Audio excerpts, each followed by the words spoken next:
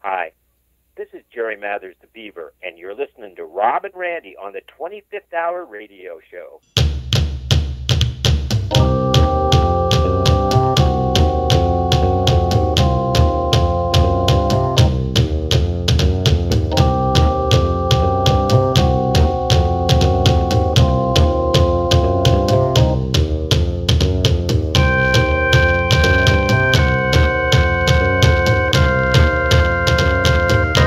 The 25th Hour Radio Show.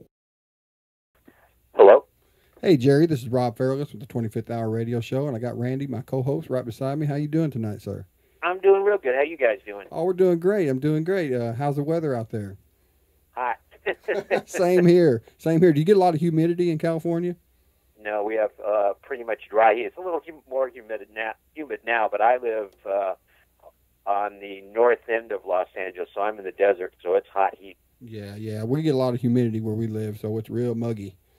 Yeah, I've lived in Florida and places like that, and I know what that feels like.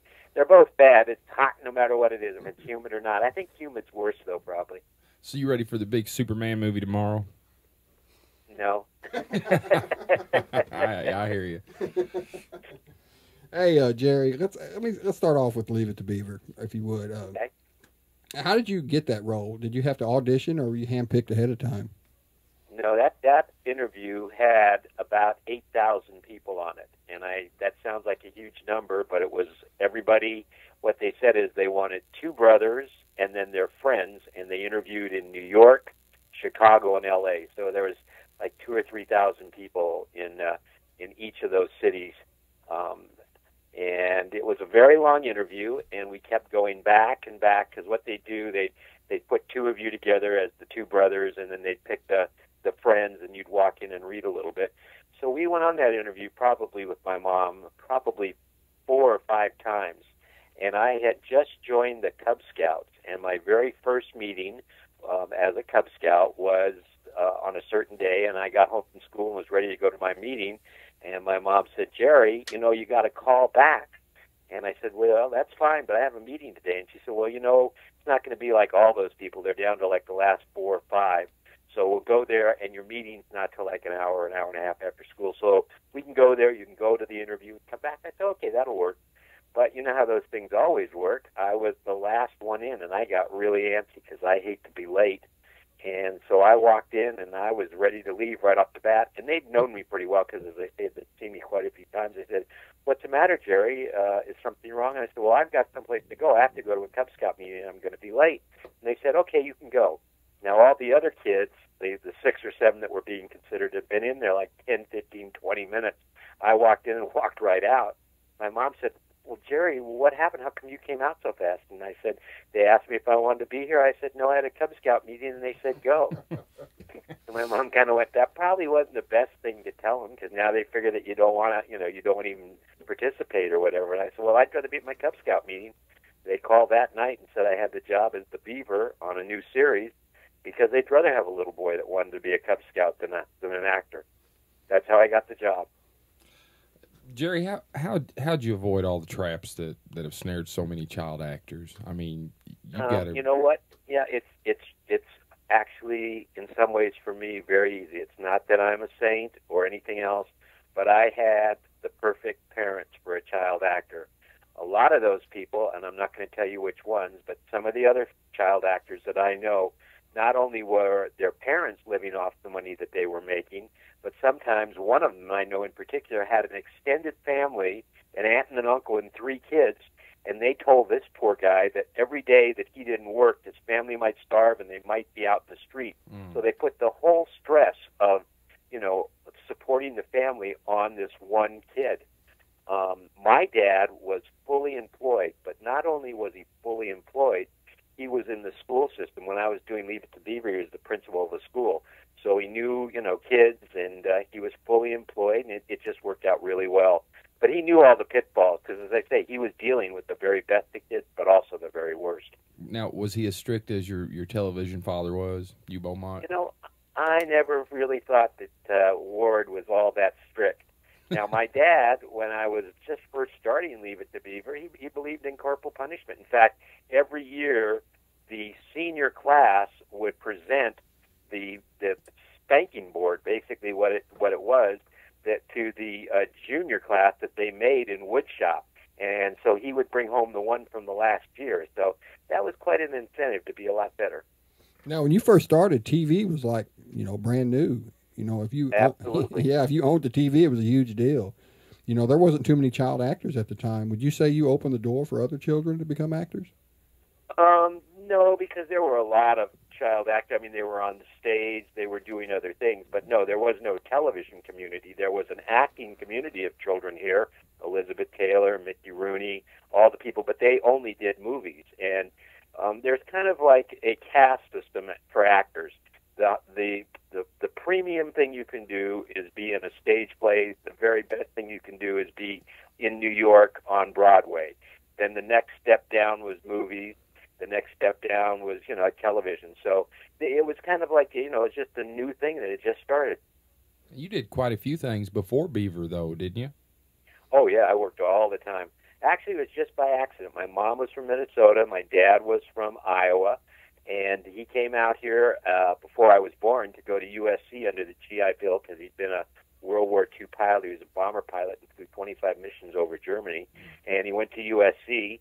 I was born in Iowa, and then they came out here when I was about a year old. And so my dad started in the school system. And at 2 years old, my mom was in a department store. And, of course, he was a coach at the time, and he wasn't making a whole lot of money, so she was kind of looking for deals and things. And a woman walked up to her and said, "Is this your little boy?" And she said, "Yes." He didn't touch anything or do anything wrong. She said, No. I just wanted to ask you, he fits our 2-year-old clothes perfectly, and we're having a fashion show, and the 2-year-old boy has outgrown him. Could your son be a model? And my mom, being from Minnesota, kind of went, well, she thought this might be a big city kind of trick, and said, I just don't know about that. I don't know if I'd be interested. And the lady said, well, not only would we pay him, but he could keep the clothes he wore. And my mom said, he could probably do that. Yeah, so that's how that's how I actually started. And people don't realize that in film, which I told you were the actors here in Hollywood, if you make a mistake, you just go back and redo it. Television, when it started, was all live. And so the only kids, like in New York, they could find kids because they worked on the Broadway stage. Here in California, all the people were movie actors. So when they went around looking for very small kids, they said, well, wait a minute, the models, they work in front of an audience, maybe they could work. So my very first job was at 2 years old. It was on a show with Ed Wynn. It was basically a comedy hour where they did skits. And I did a commercial for Pet Milk, which is Pet Milk is the canned milk, and at that time that was used as baby formula. And I'd walk through into a bar with the swinging type doors, those half doors on a bar. I'd actually walk just under them, and there were all these cowboys fighting and breaking chairs over their heads and stuff. One of them would pick me up and put me on the bar. I had on big cowboy boots, a 10-gallon hat, 6 guns, and diapers, and that's it. And I'd pound on the bar and say, I'm the toughest hombre in these parts, and you better have my brand. And Ed Wynn would go into a commercial for Pet Milk. And once I did that right, I worked on all the other live things because these things were in front of a live audience too, and they couldn't take a chance that another child might not understand what was going on, walk out there and either panic, forget their line, or not do what they were supposed to. So once you did it right once, as long as you kept doing it right, which I did, you worked all the time. Now, you were real young, but you got to work alongside like James Cagney and Bob Hope in the movie, the Seven Little Foys. Right. And work with Alfred Hitchcock and The Trouble with Harry with John Forsythe and Shirley MacLaine. Do you have any backstage memories of working alongside such amazing actors? It's pretty much, and I'm sure you remember, important things that happened to you maybe in school when you were that age. I was like, by that time I was like 5, 6, 8, 9, and around in those ages. So yes, I have very good memories. Alfred Hitchcock, I spent a lot of time with. Actually, I was doing another live show. This was several years later, and it was August, and it was very, very hot. And I was doing, I think it was called Lux Video Theater, if I remember right. And it was so hot with all the lights and backstage. It was a live show, so you had to be very quiet because anything that happened went out. and I saw a drinking fountain, and I went out and said my lines, but I had to come back off the set and over to my mother, and then I had to go back. And I said, Mom, I'm so thirsty. Can I go get a drink of water? And she was afraid I might trip or make some noise. She said, no. Do you have one more line, and I'll get you some? And I said, but Mom, I'm so hot. And all of a sudden, this jolly man walked over and said, oh, don't worry, Mrs. Mathers. I'll take him over. Don't worry about it.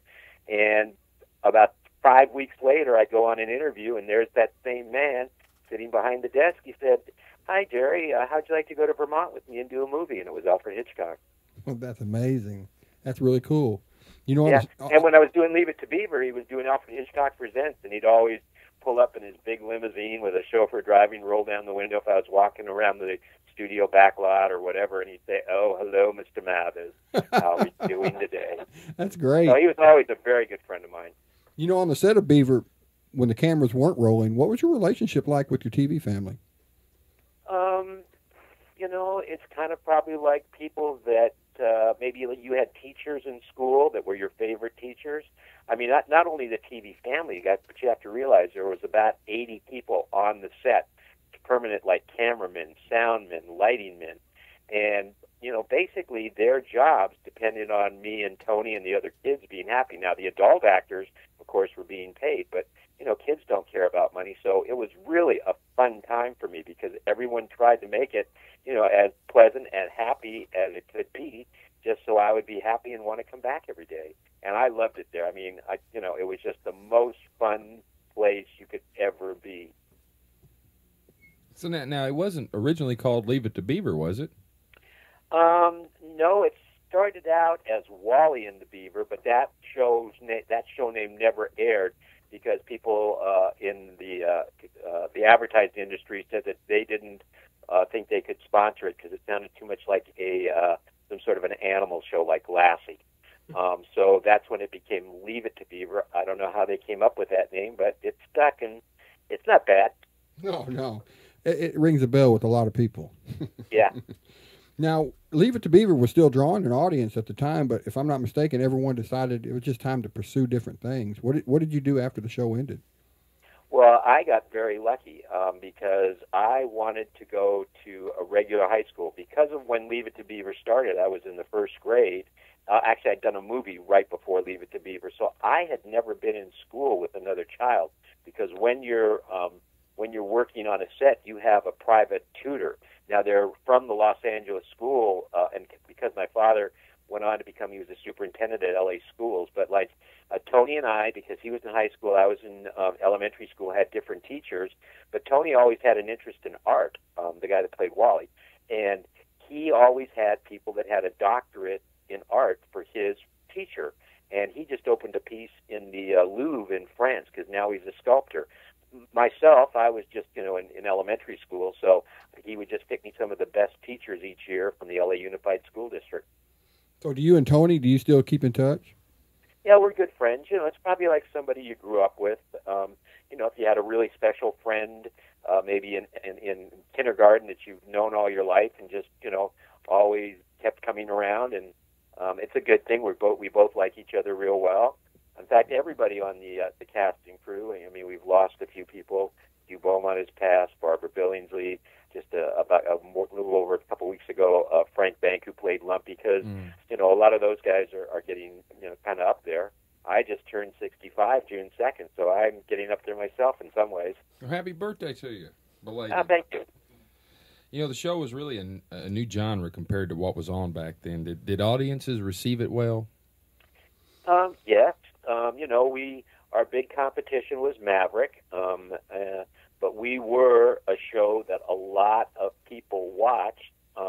We were actually, though, to be really honest with you, much more popular when we went into syndication, because when it went into syndication, it started showing 3 and 4 times a day all over the country and basically all over the world, because it plays in about 46 languages, and I forget how many countries all over the world. And I've grown up watching Leave It to Beaver. My mom turned me onto it when I was a kid, and I got to tell you this while I got a chance. Okay. My favorite episode is the one where you climb up in that soup cup where that woman's holding that cup. Yep. That's hilarious, man. Yeah, where you said put your foot on the lady's thumb, Beaver. Yeah, I mean, it's funny you getting in there, but what really cracked me up is you're in there, you're stuck in there, and that jerk Eddie Haskell is down there just, hey, somebody save my baby, just razzing it up, man. Yeah, well, Ken Osmond is so different from him, but Eddie Haskell's he's really pretty much a terrible person. Ken Osmond is a police hero. After he got out of Leave It to Beaver, he became a motorcycle cop and got shot in the line of duty, and they had to retire him. But he is just the nicest guy. Actually, that Leave It to Beaver was the most expensive one we ever did because they had to build that billboard on the back lot and also on the stage. So for the next 3 shows after that, we couldn't have any other people in the cast, like people that they would have to bring in extra people because they spent their whole budget for 3 shows on that one show just building the billboard. Now, was that really you climbing up that billboard? Because when I was watching, I was like, man, that's a little kid climbing up that's high. Yeah. Well, they hired a little person, and I don't think it was Billy Barty. I can't remember the guy's name. He's a really nice guy, though. But they said and then I climbed up. They said, Jerry, could you climb up there? I said, yes. So I climbed up there, and then they had him do it. He did a couple things where it looked a lot more dangerous, where he acted like he was going to fall and stuff like that. But it just didn't look enough like me. He was, kind of a different size, just kind of his body type. You knew immediately it wasn't me. So all the scenes of me climbing up there are really me, even though they had other things that they could have used. They said it just looked better with me. Now, it wasn't quite as exciting, but it looked better. Now, you joined the military, the Air National Guard. I think it was, 66? 60, yep. Okay. And I spent 6 years in the National Guard. Then I went on to school to Berkeley. I have a degree in philosophy from Berkeley, and I was planning on probably going back into acting, but when I was getting ready to graduate, as I said, I'd used my money, and I'd been investing it and living off the interest. And the bank that I was doing that with, the guy said, Jerry, I know you're going to go on to law school and become a lawyer, but he said, I just wanted to tell you, I've watched you handle your money, and if you want a job, the day you get your degree from Berkeley, I will hire you as a bank officer, and you'll know more about business and everything else because every business has to deal with the bank. So I spent about 5 years as a banker. I then realized that I was making a lot of really big loans to people, and they were buying all this stuff and making commissions, the real estate people. So then I went into real estate, and when I did that, my time became a lot freer. Tony asked me if I wanted to do a stage play with him. We did a play in Kansas City, and it sold out for 5 weeks in like 2 hours. They extended it for another 3 weeks, and that sold out. And the guy that did it said, what if we toured it? And the next thing I knew, I was an actor again. Now, what play was that? It was called So Long Stanley. It was an original work that was actually written for Broadway for Dean Martin and Jerry Lewis by Schiller and Weisskopf, who were the same people that wrote All in the Family. But Lewis and Martin got in that big fight, and each owned half, and so it never went to Broadway. So it was an unproduced Broadway play by 2 of the top writers in Hollywood, and we bought the rights to it and toured it for about a year, almost a year and a half. Now, I want to go back real quick to your military career. Was it tough being a celebrity, going through your basic military training? Were the guys tougher on you? Not really. They pick on everybody there. I had a nice DI. He knew who I was. Everybody there pretty much knew who I was, but it wasn't like I got any special treatment. I did every exercise, I got yelled at. I went through every inspection and got jigged, and I liked the military. I had always looked forward to serving my country, so it wasn't like it was something that I was really afraid of or didn't want to do. I wasn't anti-draft. I enlisted. Well, I want to ask you about this, you and Tony Dow. I read somewhere that you guys were the first non-athletes on a box of cornflakes. Is that true, or is that just... Absolutely. In about 82, when we did the new Leave It to Beaver, Cornflakes came to us and said, we would like to put you on our Cornflakes box. And Tony and I were absolutely, just what an honor. And they said, and, just so you know, it's always been athletes. And I'm not positive, but I don't think any other actors have ever been on. I think it's always been athletes, and I mean, it was Olympic athletes and just people that had done terrific things, and so it was just such an honor that we were both just blown away. Well, you guys are so iconic. I mean, I couldn't think of anybody else but the Beav to be on some cornflakes. I mean, that's neato. That's neato. Yeah, it was. Well, let me ask you this: you actually had a music career for a while. I do. Actually, I still play music. I play with. It's called old time music, which is kind of like folk music. When the people came over from Europe in the 16 and 1700s, they remembered their music, but they didn't have the elaborate instruments to play them, so they played it on guitars and mandolins and such. And so I'm in a group with that. But I have recorded. I've recorded for Atlantic. It did all right. It wasn't great, but you know what? I toured all over the country and had a great time with the band Beaver and the Trappers. I used to play places like amusement parks and things like that. It was a lot of fun. That was my summer job, and it was a lot better than doing some of the things other kids had to do. Now, with your music experience, did that help you out when you did your Broadway as Wilbur Turnblad? Oh, absolutely. And, you know, Broadway for an actor is the pinnacle. I mean, it's like, you know, that's the job that everybody wants to do. I went into Hairspray. It had been running several years. In fact, when I went there, it was running at about 60%, and they were thinking possibly about closing it. And the first night I was there, they went to 95%, and my fans came out and supported me in the most terrific way. That the entire time I was there, it was standing room only. Now, you're also a spokesperson for type 2 diabetes. Didn't you testify before Congress at one time? Yes, I didn't really testify. I went and spoke, yes, at a session about diabetes to the Congress, but it was a panel. It wasn't to the entire Congress. Okay. But yes, after I finished the new Leave It to Beaver, which was in the 80s, I acquired several businesses, and one of them was a catering business. And, you know, when you're a caterer, basically you're selling food, and so you're going out. And I put on about 60 pounds, and I have a very good friend that's a doctor, and she kept seeing me putting on all this extra weight, and she said, you know, Jerry, you better come in for a physical. And I said, I feel fine. You know, don't even worry about it. I know I put on a little weight, but it's no big deal. I looked around me. There were a lot of people that were even fatter than me, so I wasn't too worried about it. And so finally she knows me real well. She got me. She said, you know what, Jerry, for Christmas I'm going to give you a free physical. And I went, oh, well, I guess I can't turn that down. Went in there and got the physical, went back 4 days later, and she said, how'd you like to see your kids graduate from high school? How'd you like to do this in your life and that in your life? I said, yeah. She said, if you don't do something about your diabetes, you'll be dead in 3 to 5 years. And you could have knocked me over with a feather because I didn't realize how sick I really was. And you ended up losing a lot of weight too, though, didn't you? Yeah, I lost it all. I'm now within 8 pounds of what I was when I was in high school. Well, that's awesome. But you know, people don't realize that diabetes. Of course, you know, there's two types. There's type 1 and type 2. But type 2, a lot of it is caused by being overweight because your body just can't make enough insulin, and these little basically power balls that are going into your blood to give your muscles energy. If your pancreas doesn't make insulin, they just float in your bloodstream and basically burn parts of your body. That's why, you know, the one of the things of diabetes is one of the first things that usually happens is you have your toes amputated because these things go down because of gravity, burn your toes, and, you know, they die. So I just got very lucky, and I feel that I was lucky because I knew a doctor. I can use my celebrity to maybe help some of my fans and people that I don't even know at least find out if, you know, you're overweight. You better go in and get an A1C test and find out, you know, how bad it is.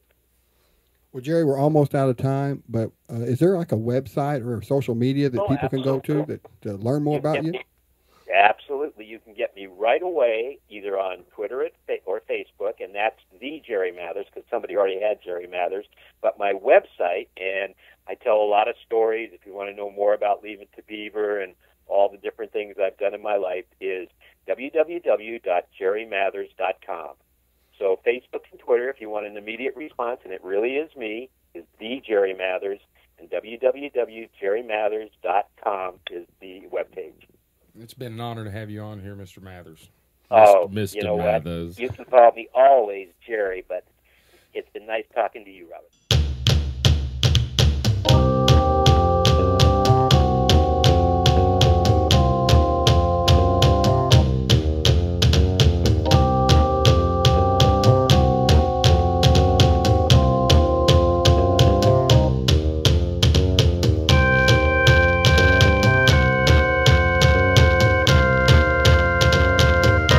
The 25th Hour Radio Show.